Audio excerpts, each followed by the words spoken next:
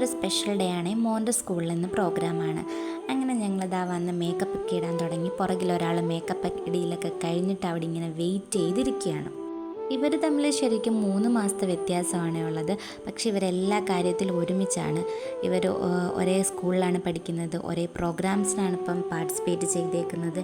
ഇവർ ശരിക്കും പറഞ്ഞാൽ ട്വിൻസ് പോലെയാണ്. നമ്മുടെ മക്കൾ ഓരോ പ്രോഗ്രാംസിൽ പാർട്ടിസിപ്പേറ്റ് ചെയ്യുന്നതും അത് അവർ പെർഫോം ചെയ്യുന്നതൊക്കെ കാണുന്നത് നമുക്ക് നല്ലൊരു പ്രൗഡ് മൊമെൻ്റ് ആയിരിക്കും അല്ലേ. ഇവർ രണ്ടുപേരും പെർഫെക്റ്റായിട്ട് ചെയ്യണമെന്നൊന്നും ഞങ്ങൾക്കില്ലായിരുന്നു. ജസ്റ്റ് ഒന്ന് പാർട്ടിസിപ്പേറ്റ് ചെയ്താൽ മതി, അത്രയേ ഉള്ളായിരുന്നു ഞങ്ങൾക്ക്. അത് അവർ നല്ല അടിപൊളിയായിട്ട് ചെയ്തിട്ടുണ്ട്. ഞാൻ ഇന്നിപ്പോൾ ഇവിടെ ഇരുന്ന് നല്ല റിലാക്സ് ആയിട്ട് ഇതൊക്കെ കാണാനും ഇതൊക്കെ എൻജോയ് ചെയ്യാനും ഒക്കെ കാരണം എൻ്റെ ഉമ്മയാണ്. കാരണം എൻ്റെ ഇളയാളെ എൻ്റെ ഉമ്മ അവിടെ നല്ല പൊന്നുപോലെ നോക്കിക്കോളൂ എന്നുള്ള സമാധാനത്തിലാണ് ഞാൻ ഇവിടെ ഇരുന്ന് ഇതെല്ലാം കാണുന്നത്.